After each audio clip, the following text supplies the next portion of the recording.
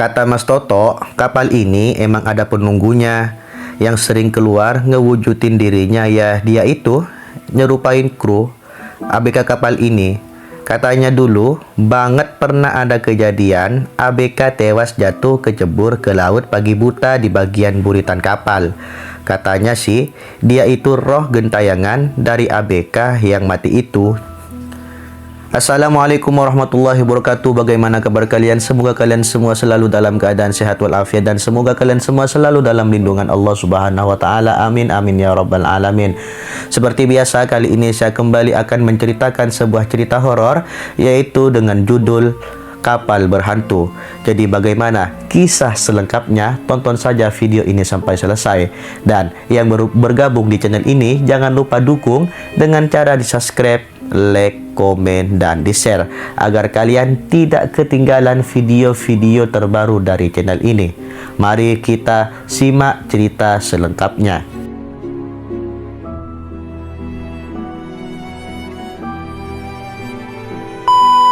Kisah ini merupakan pengalaman dari Dedi ketika ia mengikuti kegiatan yang diselenggarakan sebuah institusi maritim.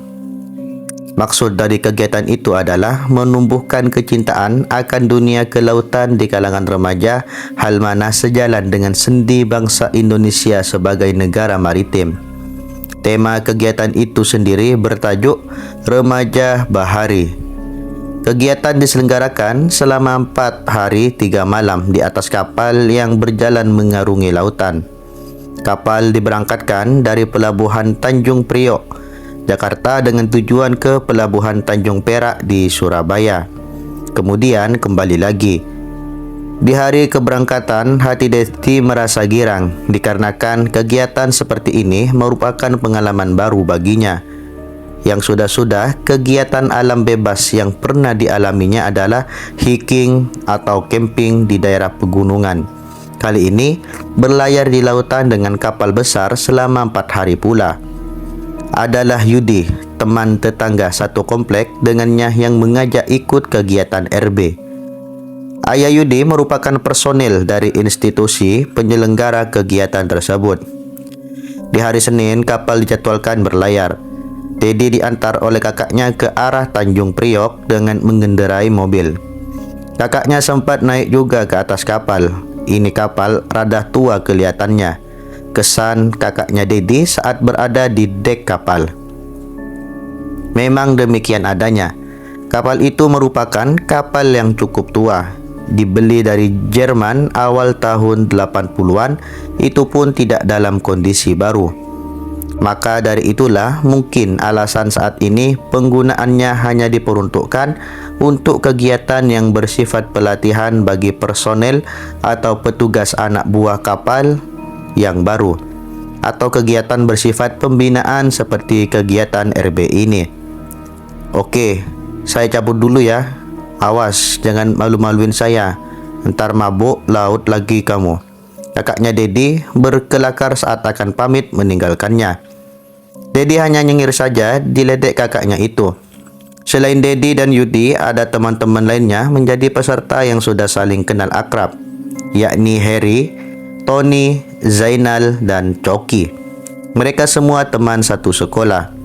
Keseluruhan peserta tentu saja cukup banyak. Semua berusia remaja di bawah 18 tahun, baik laki-laki maupun perempuan. Dedi dan rombongan sudah barang tentu makin semangat begitu tahu ada peserta perempuan yang parasnya cantik.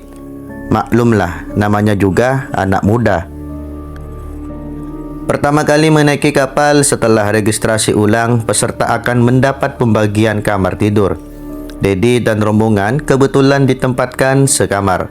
Kamar mereka dan semua peserta laki-laki berada di geladak 2, sedangkan kamar peserta perempuan berada di geladak 1. Kamar-kamar di geladak kapal tersebut di bawah lantai dek utama kapal. Artinya, akses menuju kamar harus melalui tangga turun. Maka kamar-kamar peserta laki-laki letaknya 2 lantai ke bawah.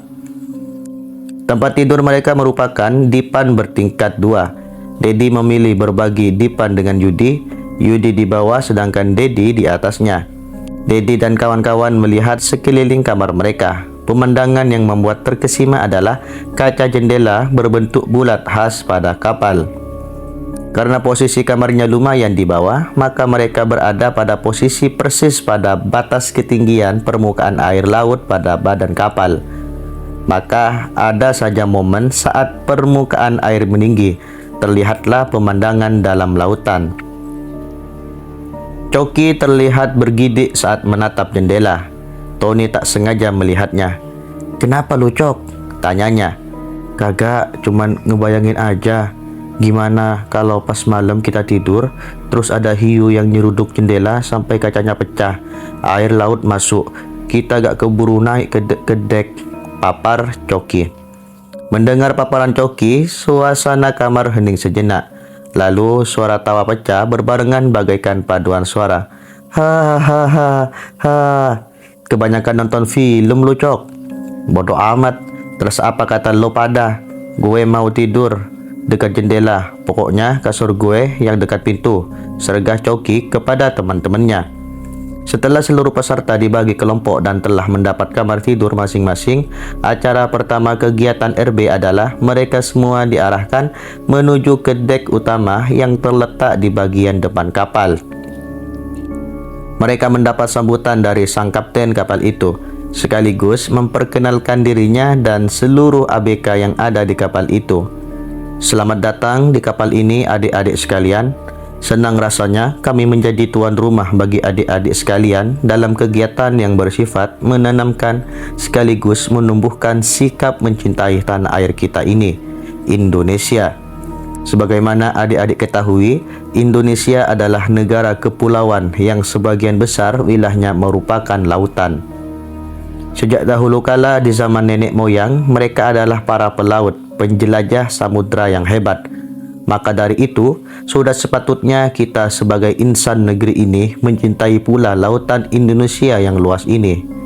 Demikian intisari kata sambutan dari kapten kapal. Selanjutnya oleh staf lainnya yang kelihatannya berposisi sebagai orang kedua di kapal itu. Para peserta diajak tur berkeliling ke seluruh bagian kapal mereka mendapatkan keterangan sebagai pengetahuan bagian-bagian kapal. Mulai dari bagian paling depan yakni haluan, ke bagian tengah yang mana letak anjungan berada. Di anjunganlah kapten kapal beserta kru anjungan mengendalikan serta menentukan navigasi kapal saat berlayar, sampai ke bagian belakang atau buritan kapal. Bagian belakang kapal terdapat pelataran yang cukup luas dan sebidang tempat pendaratan helikopter. Kemudian tur berlanjut ke bagian dalam geladak kapal. Pada lantai bawah pertama terdapat kamar-kamar. Sebagaimana telah diterangkan sebelumnya, kamar kapten kapal juga terdapat di lantai bagian ini. Terdapat juga semacam kantin dan kapur sederhana di lantai ini. Kantin merupakan tempat para kru kapal bersantap dan berinteraksi selama kapal sedang berlayar di tengah lautan.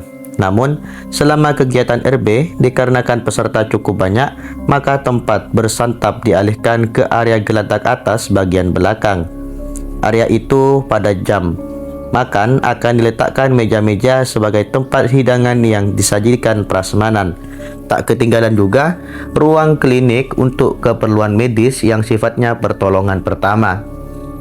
Meski demikian, obat-obatan dan peralatan medis standarnya sudah sangat memadai untuk menangani kondisi yang tidak terlampau parah. Lantai kedua di bawah terdapat kamar-kamar yang menjadi tempat tidur peserta laki-laki. Di lantai bagian ini jugalah terdapat kamar-kamar sebagian besar ABK kapal. Ternyata masih ada lantai terbawah kapal itu. Di sana letak mesin kapal dan juga terdapat semacam gudang penyimpanan kebutuhan seperti bahan makanan serta minuman dan lain-lainnya selama pelayaran. Untuk kamar mandinya, pada tiap lantai terdapat 5 kamar mandi. Dengan demikian, diharapkan para peserta selama kegiatan RB menggunakannya secara bergantian dan dengan durasi yang sewajarnya. Hal mana kondisi tersebut mengajarkan toleransi dan solidaritas. Susunan acara RB sejak hari pertama sampai penutupan disebarkan kepada tiap regu kamar.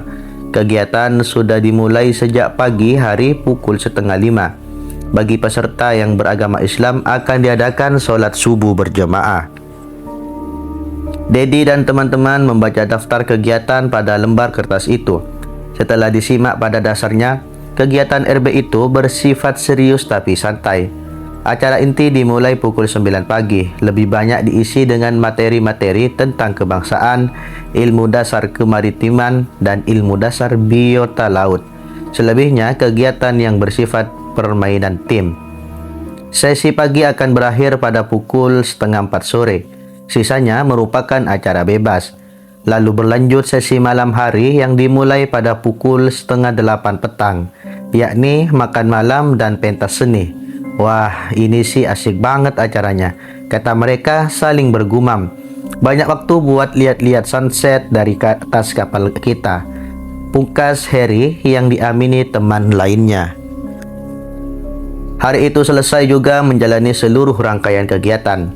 Malam hari sebelum tidur, Dedi dan kawan-kawan tidak langsung terlelap tidur. Mereka mengobrol dan bersenda gurau dengan serunya. Disisipi, apalagi jika bukan membahas peserta cewek kenalan baru mereka. Cemilan makanan ringan yang masing-masing menjadi bawaan dari rumah menemani obrolan seru mereka.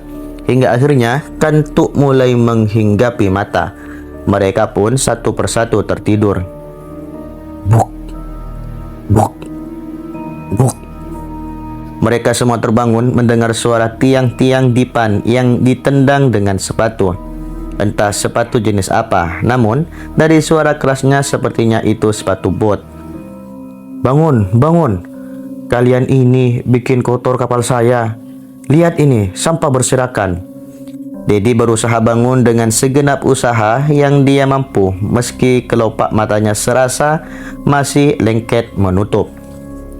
Yudi yang tidur di bawah juga demikian. Meski setengah terpejam, dia langsung bangun dengan terkejut.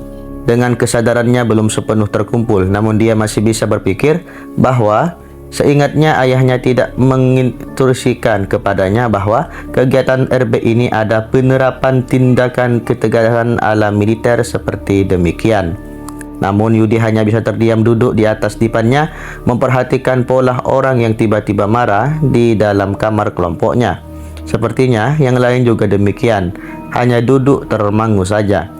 Laki-laki si penegur itu berpotongan rambut cepak, bajunya kaos berwarna biru tua, celananya seperti model kargo. Lalu si penegur berjalan ke sisi paling ujung dekat jendela kapal di kamar itu sambil menendang-nendang sampah, kemasan plastik, sisa cemilan makanan ringan. Ini buang, buang, buang, katanya sambil menendang sampah-sampah itu. Lalu dia balik badan kembali berjalan menuju pintu keluar kamar. Namun sambil berjalan pergi, dia terus menggerutu tidak jelas, lebih seperti meracau. Sepeninggal orang itu, Dedi dan teman-teman saling bertatapan kebingungan. Yang barusan itu apaan? Kata Coki dengan nada linglung. Zainal bersuara, "Lo kan dekat pintu, Cok. Kagak dengar pas dia masuk emangnya?" "Kagak asli, gue gak dengar apa-apa," jawab Coki. Tiba-tiba Harry menyeletuk. "Gila kali ya tuh orang, ini masih jam 2 loh," katanya sambil melihat ke jam tangannya. Yang lain jadi tergugah melihat jam tangan masing-masing. "Lah iya, baru jam 2, gumam Yudi. "Besok pagi kita bersihin aja nih sampah-sampah snack ya," usul Yudi ke teman-temannya. "Ya emang pasti kita bersihin lah besok. Ini kan namanya juga masih kagok. Tadi malam abis ngobrol-ngobrol, gak nyangka bakal diinspeksi ke kamar aja gue," balas Dedi.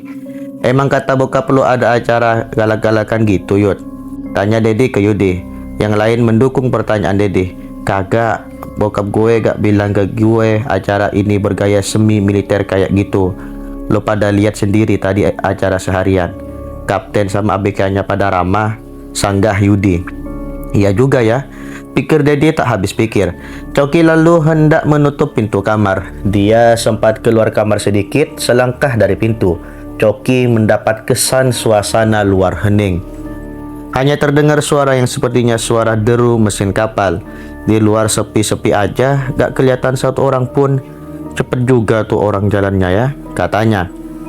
Keesokan harinya, setelah melaksanakan rangkaian kegiatan pagi seperti telah direncanakan, mereka semua membersihkan sampah sisa-sisa plastik, kemasan cemilan di kamar. Sebenarnya sampahnya tidak seberapa banyak juga. Belum dapat dikategorikan sampah yang merusak estetika kerapihan kamar. Namun mereka pikir panitia acara memang menerapkan standar kebijakan yang ketat atas kebersihan kamar. Saat sarapan pagi, sebenarnya Zainal mendapat info dari rekan peserta dari kamar lain. Ternyata tidak kamar mereka saja yang kena inspeksi pada dini hari buta itu. Ada satu kelompok kamar lain juga yang disatroni oleh ABK, lalu marah-marah juga.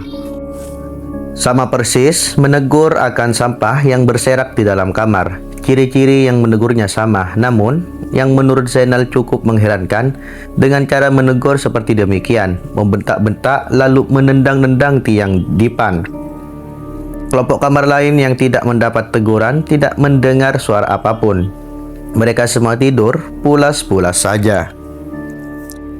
Menjelang pukul 1 siang, kapal laut yang membawa peserta RB sudah tiba di pesisir laut Surabaya. Kapal lalu bersandar di pelabuhan Tanjung Perak. Setelah santap makan siang, seluruh peserta RB turun dari kapal untuk menyambangi monumen Jales Veva, Jaya Mahe, dan tempat-tempat menarik lain yang tidak jauh darinya. Menjelang sore harinya, seluruh peserta sudah kembali menaiki kapal. Matahari senja hari itu terlihat indah dari pantai pelabuhan Tanjung Perak. Menjelang pukul 6 sore, Yudi dan Zainal berebut keluar kamar hendak mandi. Keduanya sudah berkalung handuk masing-masing. Gue dulu, kata mereka silih berganti. Mereka berdua berlari kecil sambil tertawa. Saat keluar kamar, Yudi yang sudah lebih sedikit di depan mendahului. Zainal bertabrakan dengan Dedi yang sedang membasuh rambut basahnya. Sehabis mandi dia rupanya. Aduh, hati-hati woi, bentak Dedi. Sorry, kata Yudi sambil berlari terkekeh. Zainal tertawa saja melihat pemandangan itu. Mereka berdua hendak menuju kamar mandi yang sama, yang terdekat dengan kamar mereka. Namun, di luar dugaan mereka melihat Harry sudah persis di muka pintu kamar mandi dan menutup pintunya. Ya, keduluan si Harry, kata mereka berdua. Mau tidak mau, mereka berdua menunggu giliran di depan pintu. Yudi lalu mengetuk pintu kamar mandi. Her, jangan lama-lama ya. Yang di dalam kamar mandi tidak merespon. Tak lama kemudian, terdengar suara air mengucur dari pancuran. Sambil menunggu Harry yang sedang mandi, Yudi dan Zainal bercakap-cakap sekitar menunggu 10 menit. Mereka berdua mulai tidak sabar. Di dalam kamar mandi masih terdengar air mengucur, seakan Harry belum akan selesai mandi. Zainal mulai kesal. Dia menggedor pintu. Woi, buruan woi, gantian.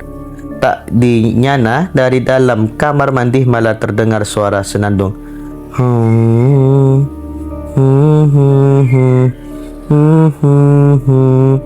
Entah lagu apa yang disenandungkan.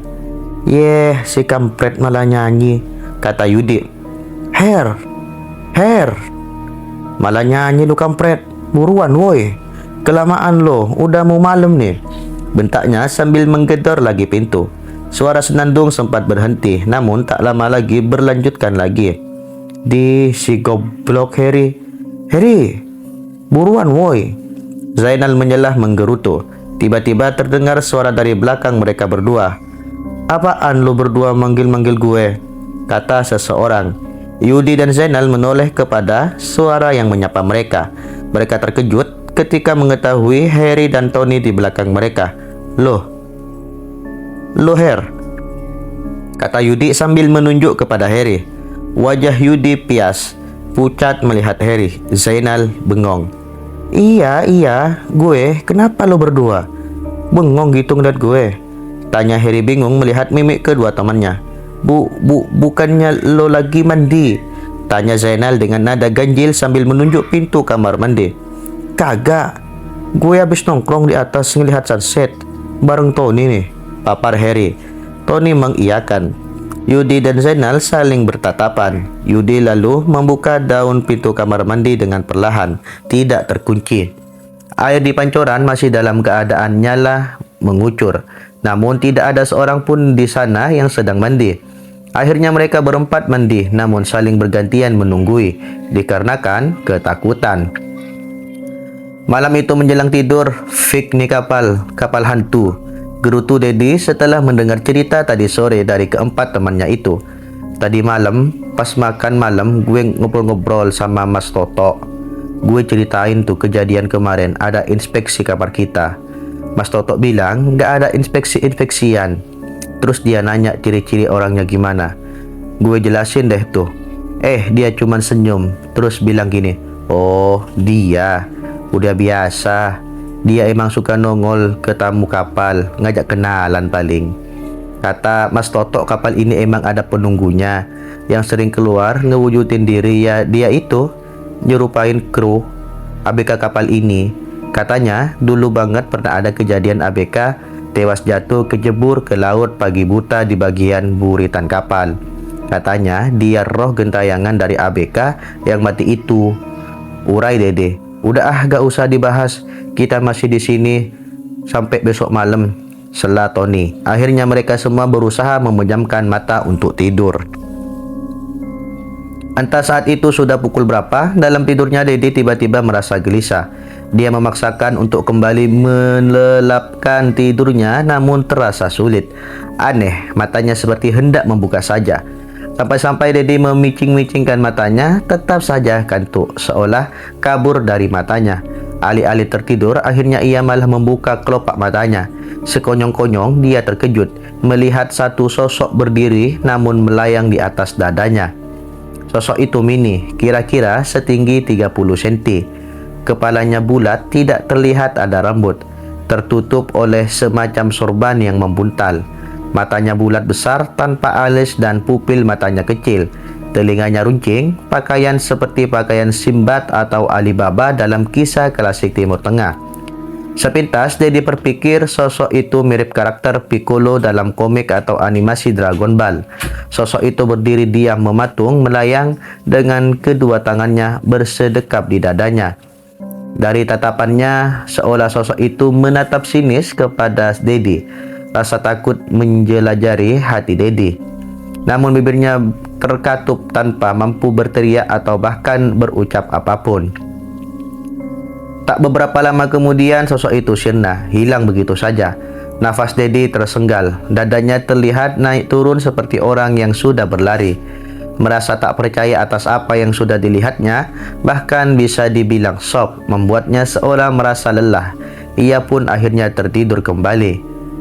Kegiatan di hari ketiga diawali dengan senam pagi di dok pelabuhan tempat kapal bersandar. Setelahnya, pada pukul 9 pagi kapal kembali berlayar, kembali menuju Jakarta. Kegiatan hari itu masih diisi dengan kegiatan yang sama dengan hari sebelumnya. Hari itu adalah hari terakhir kegiatan RB. Nanti malam akan digelar acara penutupan. Malam harinya, sebagaimana terjadwal, digelarlah acara penutupan. Acara menjadi lebih semarak karena setiap kelompok harus mempersembahkan penampilan hiburan untuk meramaikan acara. Ada yang menampilkan teater, nyanyi solo maupun acapella, dance sampai band. Kapal ini memang memiliki seperangkat alat band beserta tata suaranya yang cukup lumayan lengkap.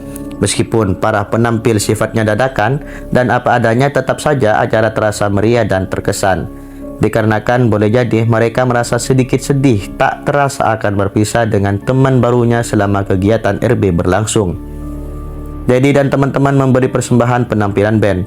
Dedi menjadi penabuh drum, Zainal bermain gitar bass, Yudi dan Heri kedua memainkan gitar, lalu Tony dan Coki duet menjadi penyanyi.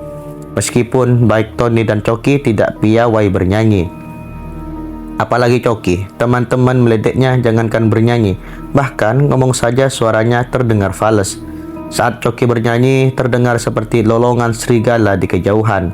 Kadang suaranya tinggi, namun di tengah-tengah lagu berubah menjadi ngebas.